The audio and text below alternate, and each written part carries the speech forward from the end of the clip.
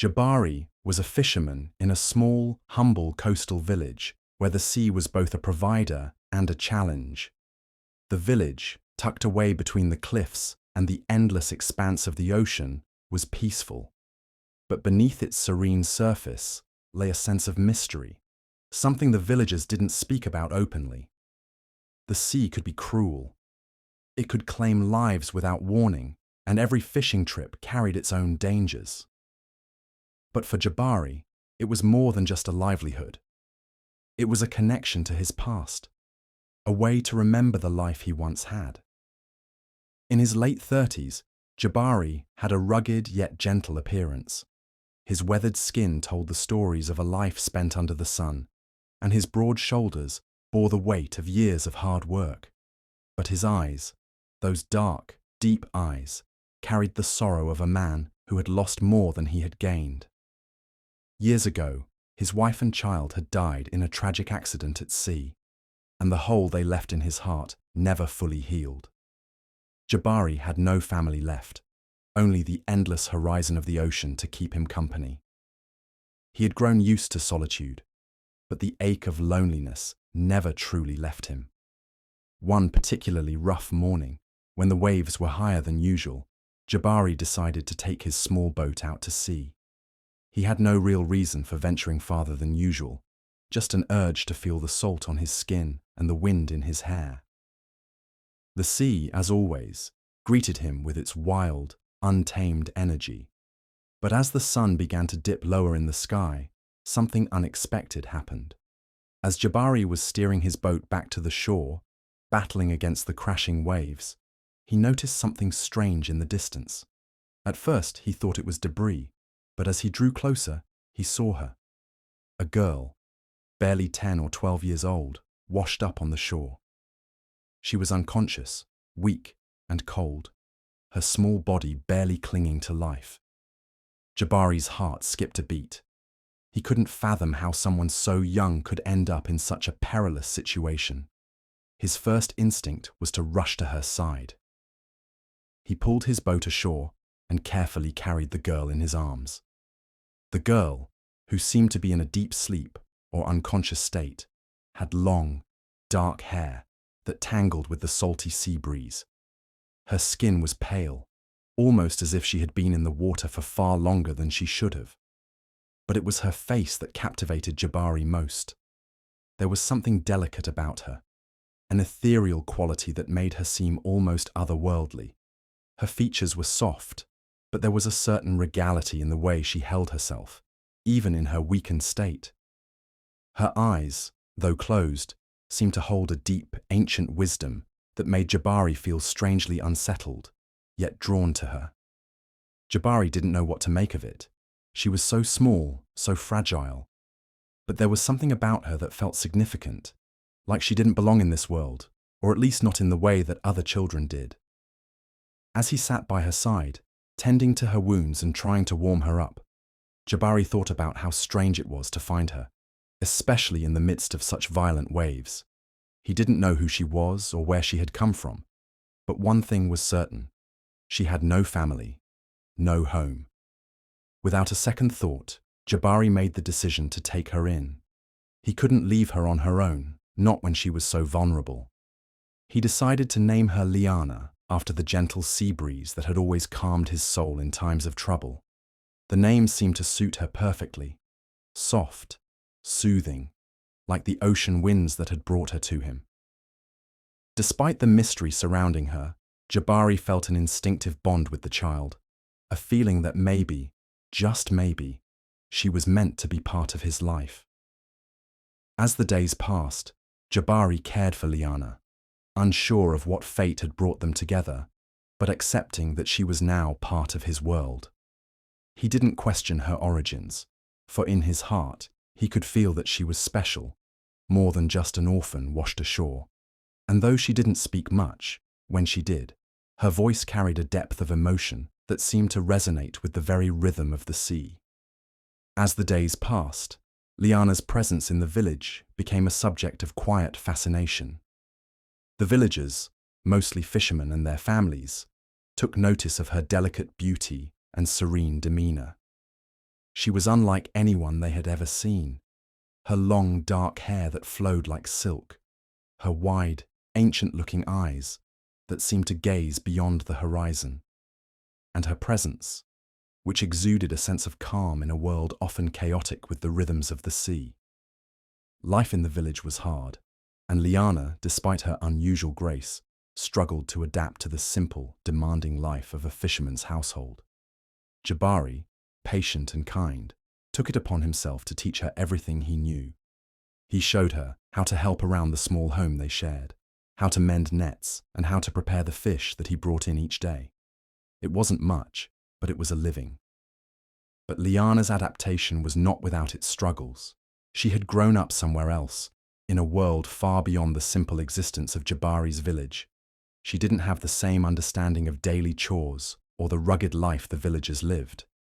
At first, she seemed almost lost, out of place, as though she didn't quite belong in this humble setting. Her movements were too graceful for someone who had never been trained in manual labor. But over time, with Jabari's gentle guidance, she learned. Slowly, she began to help more and more around the house. However, her real talents came to the surface when it came to the sea. Liana had an uncanny connection to the ocean. She seemed to sense its moods and rhythms. And it wasn't long before Jabari noticed that she could predict the weather with an accuracy that even he, with his years of experience, could never match. One morning, when the winds had turned unusually strong and dark clouds gathered over the horizon, Liana had calmly told him that the storm would pass in just a few hours. Jabari had been skeptical at first, but true enough, by midday the skies had cleared and the storm had never fully materialized. It was a strange occurrence that he couldn't explain, and one of many that made him start to view her with growing wonder and suspicion. It wasn't just the weather. Liana seemed to possess a deep understanding of fishing techniques, the likes of which Jabari had never seen. One afternoon, as they cast their nets together, Liana's movements were so fluid and precise, it was almost as if she had been fishing her entire life. Her hands knew exactly where to place the nets, how to move them through the water, and how to coax the fish toward them. Jabari stood in awe, watching her work with an ease that made no sense for someone so young and new to this way of life. It was as though she had an innate understanding of the sea, like it spoke to her in ways that it never had to Jabari. Soon, the villagers began to notice as well. The sea seemed to respond differently when Liana was near. On days when the waters were rough, when the winds howled, the sea would inexplicably calm whenever she ventured close. Boats would return with bountiful catches, and fishermen would speak of how the tides had shifted unexpectedly, bringing in more fish than usual. There was an undeniable energy in the air whenever she walked the shores. The villagers began whispering amongst themselves, marveling at her beauty, her grace, and the quiet, almost magical aura that surrounded her. Despite her growing influence, Liana remained humble and unassuming. She never sought attention or flattered herself with the admiration of the villagers.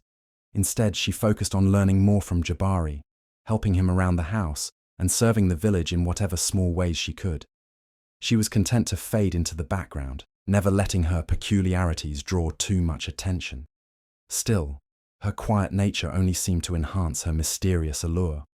But as peaceful as life in the village seemed, there was something deep inside Liana that never quite settled. She often woke from vivid dreams in the dead of night, drenched in sweat, her heart pounding. The dreams were always the same: a grand palace by the sea, the sound of a distant throne room, and a figure who appeared to be a king, calling out to her. The voices in her dreams were faint, distant, as though coming from another world. The palace was beautiful, but it was under threat, surrounded by shadows and whispers of impending doom. Each dream was filled with urgency, yet she could never fully grasp the meaning of what she was witnessing. It left her restless, haunted by a feeling she couldn't explain. She was certain these dreams were more than just a figment of her imagination. They felt like memories, fragments of a past that was too far away to reach. As the dreams became more frequent and vivid, Liana began to feel a growing sense of purpose, something within her urging her to learn more about where she had come from. She started asking Jabari questions about his past, about the world beyond the village. She wanted to know if he had ever heard of a kingdom by the sea, of a place where royal blood ran through the veins of its people. Jabari, though kind, didn't have many answers for her. He had lived his life by the sea, and his knowledge of the world beyond was limited. But there was one person in the village who might know something, Mzee Kofi, the elderly storyteller. Mzee Kofi was an institution in the village, his voice a source of comfort and wisdom for all who listened. He told stories of the old days, of kingdoms lost to time, of great heroes and villains, and of forgotten traditions. Liana, desperate for any clue about her origins, approached him one evening as he sat by the fire, telling stories to a group of curious children. Mzee Kofi's voice was slow but firm, his eyes twinkling with the knowledge of years lived. As Liana sat at his feet, listening intently, he began to tell the tale of a lost princess, a young girl who had vanished many years ago from a kingdom by the sea. According to the legend, the princess was the heir to the throne, a beautiful and wise ruler in waiting, but she had been kidnapped during a fierce storm that ravaged her kingdom. The sea had claimed her, and for years, her whereabouts had remained a mystery. There were whispers that the princess had been lost to the waves, and her kingdom was left without an heir, thrown into disarray and turmoil. Liana's heart raced as she listened to the legend. There were pieces of the story that felt too familiar, too close to her own dreams. She had always felt that there was more to her past than she could remember, and now she wondered if the lost princess from the legend was, in fact, her. Her pulse quickened with the thought, and she found herself thinking more deeply about her past, about the visions that haunted her every night. Could it be that the answers she sought were not buried in dreams, but in the mysteries of her lost kingdom? Was she truly the lost princess, as the legend suggested? The more she thought about it, the more determined she became to uncover the truth. Something in her had shifted. She could feel it deep within her bones. The sea, which had once felt like a strange, unknowable force, now seemed like an old friend calling her back. And Jabari, though he had saved her, was now an anchor, a tether to the world she knew, but not the one she was meant to belong to. And so, with each passing day, Liana's sense of purpose grew stronger. Her quiet life in the village was no longer enough. She had to know the truth about who she was, and she would not stop until she had the answers. The quiet hum of life in the village was shattered one morning by the arrival of royal guards. They came by sea, their boat cutting through the waters with precision, their uniforms gleaming under the bright sun. The villagers, who had grown accustomed to the tranquil, unassuming pace of life, watched with curiosity and caution as the soldiers disembarked, their boots sinking into the sand. The head of the royal guard, a tall man with a serious expression, approached Jabari, his eyes scanning the small crowd. His voice was firm, but there was an urgency in it, a sense of importance. "We are searching for a princess," he announced. "A lost princess who was stolen during a storm many years ago. We have reason to believe she may be here, in this village." Liana's heart skipped a beat as the words fell upon her ears. She stepped back, her breath catching in her throat. The guard's eyes shifted across the villagers, pausing briefly when they landed on Liana. She felt their gaze settle on her as though they were seeing through her, as though they already knew. The head guard's voice rang out again, this time with certainty. "We are searching for a young woman who was lost in the storm. She was kidnapped as a child and taken away from her family. She fits your description." Liana's legs trembled beneath her, the ground beneath her suddenly feeling unstable. She had always known that there was something different about her, something that didn't quite fit with the life she had here in the village. But hearing these words, hearing that she might be the lost princess, struck her with a force she couldn't explain. It was as if the earth had shifted beneath her, and everything she knew about herself was suddenly in question. The guards began to speak with the villagers, asking questions, and showing them a portrait of the missing princess. A beautiful young girl with dark hair and wide, penetrating eyes. As the image was passed from person to person, Liana felt a strange connection to it. The girl in the painting looked like her, but it was more than that. There was a deep, aching pull inside her, as though something ancient and powerful was stirring within her. Liana felt the weight of their eyes on her, but she didn't know what to do. Was this true? Could she really be the princess they were searching for? How could she reconcile the girl they were describing with the life she had built here with Jabari, the only father figure she had ever known? That night, as the village fell into an uneasy silence, Liana lay awake, tossing and turning in bed. Her mind was a whirlwind of questions, and the memories that had always lingered on the edges of her consciousness now began to push forward with startling clarity. Flashbacks of a grand palace by the sea, the sounds of royal ceremonies, the echo of a king's voice calling her name, all flooded her mind. The memories were hazy, fragmented, like pieces of a broken puzzle she had never been able to put together. She saw flashes of her father, the king, a man with wise eyes and a heavy heart, standing in a vast throne room, his hands trembling as he called for her. She saw the palace, grand and magnificent, its marble halls glistening with opulence, but all of it felt distant, like a dream that could slip away at any moment. She reached up to her wrist, instinctively brushing her fingers over the bracelet she had worn ever since Jabari had found her. She had never given much thought to it, just a simple token, a gift from someone she could no longer remember. But now, in the quiet of the night, as the moonlight filtered through the cracks in the walls, she felt the weight of it more than ever before. It was more than just a bracelet. It was something important, something that might hold the key to the answers she was searching for. The next morning, the royal guards returned to the village, their search continuing. The villagers were divided, caught between the mysterious promise of a lost princess and the reality of the humble life they had known. Some were eager for Liana to leave with the guards, to return to her royal family and embrace the life of luxury and power that awaited her. Others, however, couldn't bear the thought of losing her, of sending her away to a life they knew little about. Liana had become part of their small village, part of their daily rhythm. She had helped them, shared their joys and sorrows, and learned their ways. She was family, even if she hadn't come from the same bloodline. Jabari, too, was caught in the tension of the moment. He stood by Liana's side, his hand resting on her shoulder, but his heart was torn in two. He had raised her as his own, seen her grow from a frightened girl into a young woman who had filled the small home with light and warmth. He loved her as he would a daughter, and the thought of losing her was unbearable. But he also knew that this was more than just a personal struggle.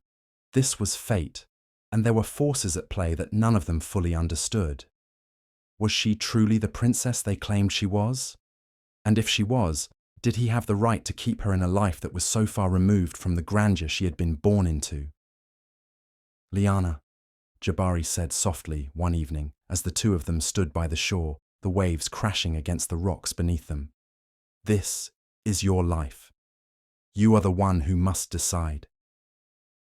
Liana looked up at him, her heart heavy with the weight of the decision she now had to make. "But I don't know who I am," she replied, her voice barely above a whisper. "What if I'm not who they say I am? What if I don't belong in their world? I don't even remember it. I remember the sea, the storm, and then nothing. Just waking up here, with you." Jabari's eyes softened, his heart aching at the pain in her voice. "You are the daughter of the sea, Liana," he said, his voice firm but gentle. "No matter where you come from, this village is your home now. And no matter what you decide, know that you will always have a place here." But as the royal guards pressed for an answer, Liana found herself torn between the two worlds. The quiet, humble life she had built with Jabari, and the grand, unknown life that awaited her as the lost princess. It wasn't until one fateful night, as she drifted into sleep, that the final piece of the puzzle fell into place. In her dream, Liana was transported back to the palace. She stood in the throne room, the scent of incense filling the air, and before her was a figure, the king. His face was lined with age and grief, his eyes searching the room as though looking for something that was lost. Liana felt her heart race as the memories flooded her. She was a child again, standing before him. The king's voice was filled with sorrow as he spoke her name. "Where are you, my daughter?" he whispered, his voice breaking. "The storm, it took you from me."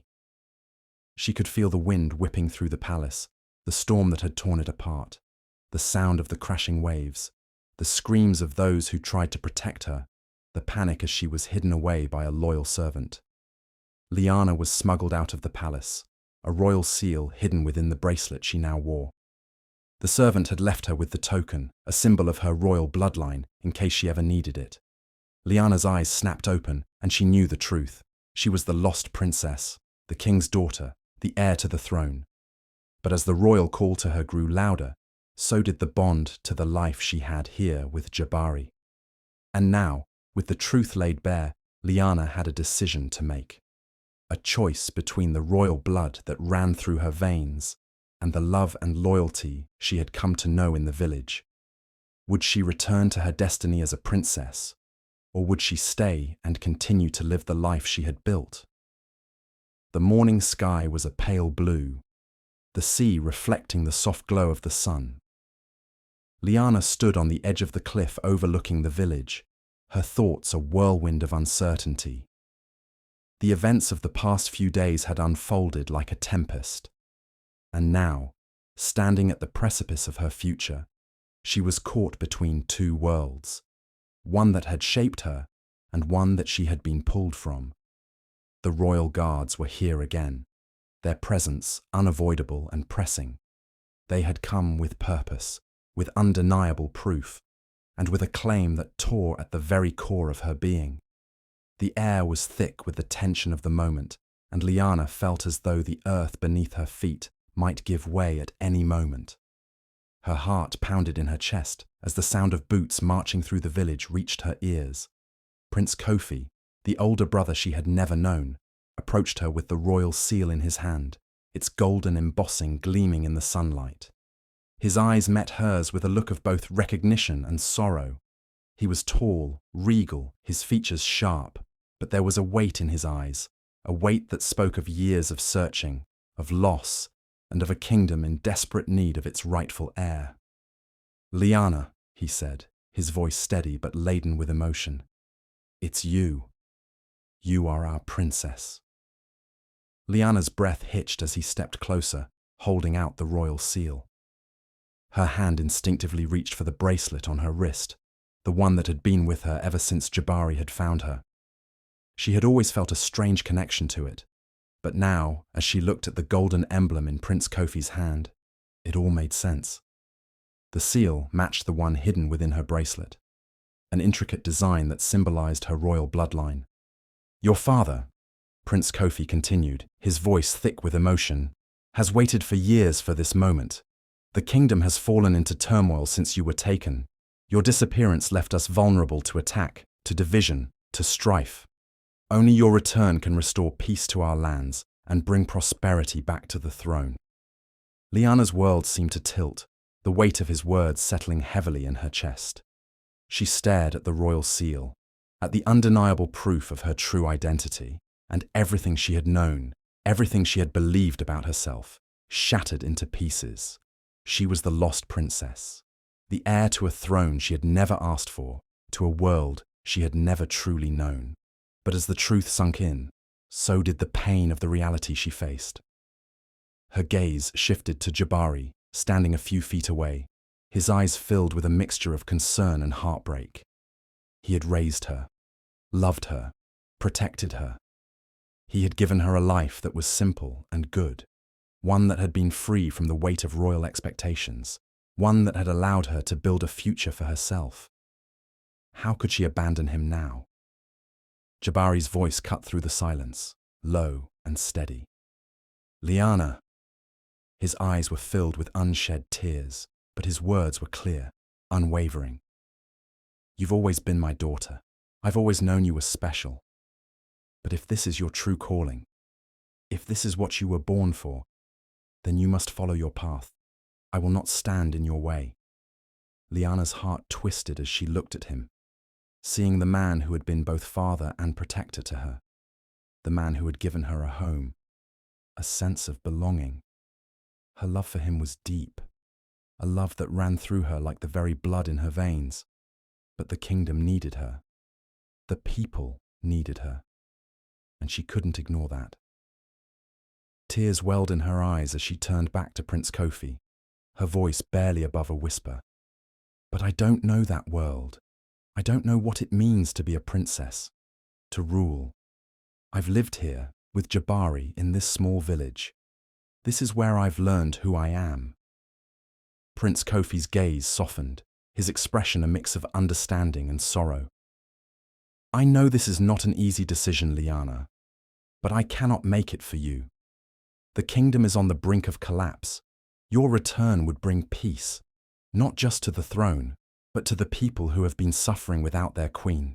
You were born to lead them, to restore what was lost. Liana closed her eyes, feeling the weight of the decision pressed down on her chest. Her mind was a maelstrom of conflicting emotions. The life she had built here, with Jabari and the village, had been simple, yet full of love and purpose. But she had never asked for the crown. She had never dreamed of being a princess. And yet, the truth was undeniable. Her blood, her heritage, called her back to a world she had long forgotten. But it wasn't just about the kingdom. It was about the people she loved. Jabari had been her father, her protector, her anchor in a world she had been lost in. Leaving him now seemed impossible. She had always seen her future with him, in the quiet serenity of the village by the sea. Jabari, she whispered, her voice breaking. What if I can't leave you? What if I don't belong in that world?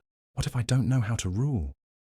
Jabari took a step forward, his eyes filled with tenderness. Liana, he said, his voice soft yet strong. You are not just a princess, you are my daughter. And no matter what world you choose to live in, that will never change. But you must decide for yourself. This is your destiny. You must follow the path that is meant for you. Liana looked at the royal seal one last time, the weight of it heavy in her hand. She thought of the kingdom, of the people who needed her, of the family she had never known, and of the life she had been torn from. But she also thought of Jabari, of the love and comfort he had given her. The future that awaited her was one of power and responsibility, of a throne she had never asked for, but it was also a world where her family needed her. I will go, she said, her voice filled with the quiet strength she had never known she possessed. The kingdom needs me. The people need me. But I will never forget the life you gave me, Jabari. I will never forget you. Tears glistened in Jabari's eyes as he nodded, his expression a mix of pride and sorrow. I will always be proud of you, Liana. You are more than a princess to me. You are my daughter, and I will always love you, no matter where you go. With one final look at the man who had raised her, Liana turned to face the future that awaited her. The truth had been unveiled, and with it came the heavy burden of responsibility. But she would carry it, as the lost princess who had finally come home, and as the woman who had learned what it meant to love and to lead. The morning sun hung low on the horizon as Liana stood at the edge of the village, her heart heavy with the weight of the decision she had made. The royal guards, dressed in their finery, had gathered around her, their faces respectful, yet firm. Prince Kofi stood beside them, a quiet strength emanating from him as he waited patiently for her to take the final step. Jabari was there too, his presence like an anchor, grounding her in a moment that felt surreal. The life she had known, the village that had cradled her, was slipping away. It was as if the very earth beneath her feet was preparing to shift, to lead her down a new path, one she had never asked for, but one she could not refuse. The kingdom needed her. The people needed her. And though her heart ached at the thought of leaving Jabari, she knew it was a destiny she could no longer deny. With a slow, measured step, Liana approached Jabari. His weathered face, full of love and sorrow, met hers with a sadness she could not bear. He had been both her father and protector, the man who had raised her with kindness and strength. And now he was letting her go, not out of desire, but out of love. A love that wanted her to fulfill the destiny she had been born to. "Jabari," she said softly, her voice cracking. "Thank you for everything. You gave me a life I never knew I needed. You gave me love and care and purpose. You taught me everything I know about kindness, humility, and the value of family. I will never forget that." Tears welled in Jabari's eyes, but he held them back, his voice thick with emotion. "You are the daughter I never expected, but the one I always needed. You were always meant for greatness, Liana. I'm proud of you. I will always be proud of you. Go and fulfill your destiny, my daughter. But know that no matter where you are, you will always have a home with me." Liana's heart tightened as she reached out to take his hand. She squeezed it gently, trying to convey all the love she felt for him in that single touch. "I'll carry you with me, Jabari. Always." The royal family, with Prince Kofi at the forefront, stepped forward, and Liana turned to face the path that would take her away from everything she had known. As she began to walk towards them, her eyes lingered on the familiar sights of the village. The small huts nestled near the shore, the salt-scented breeze that carried the memories of her childhood, and the vast, endless sea that had been her constant companion. She looked back at Jabari one last time, the pain of departure weighing on her chest like a stone, but as she gazed at him, she made a silent promise. She would honor the lessons he had taught her, the importance of love, sacrifice, and humility. She would carry his wisdom into her new life, using it to guide her as she assumed her royal role. With one final glance at the man who had been both father and mentor, Liana turned and walked toward her new future. The journey back to the kingdom was long, but Liana barely noticed the passing time. Her thoughts were consumed by what awaited her, by the family she had never known, by the kingdom that had longed for her return, and by the responsibility that now lay heavy on her shoulders.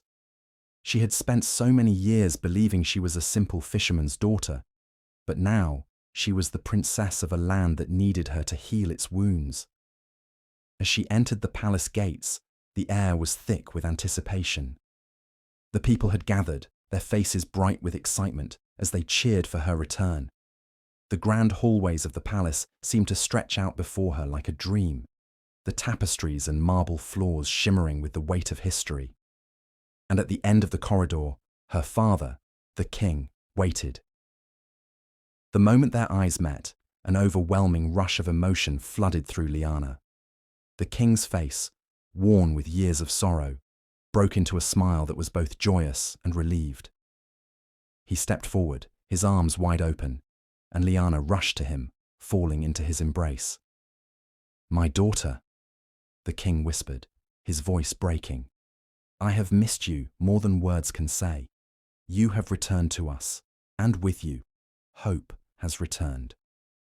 Liana clung to him, feeling the years of grief and longing that had weighed on his heart. She had been lost to him for so long, and now she was home. The kingdom was no longer in turmoil, it was whole again, and Liana knew that her return would bring the healing that it desperately needed.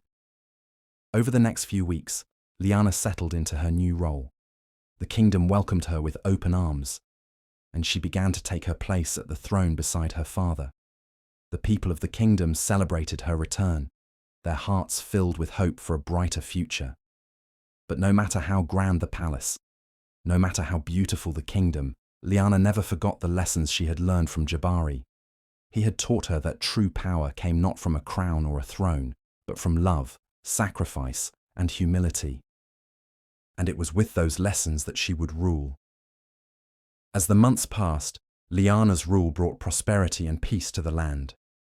She led with the wisdom of the fisherman who had raised her, making decisions not from a place of power, but from a place of love for the people she served.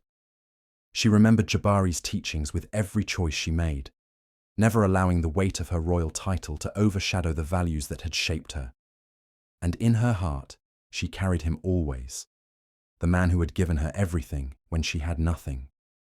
Jabari had been her father in every sense of the word, and she would honor his legacy as long as she ruled. The kingdom was no longer just a place of royal bloodlines and power. It was a place of hope, love, and unity. And it was all because of the fisherman who had taught a lost princess how to lead with her heart.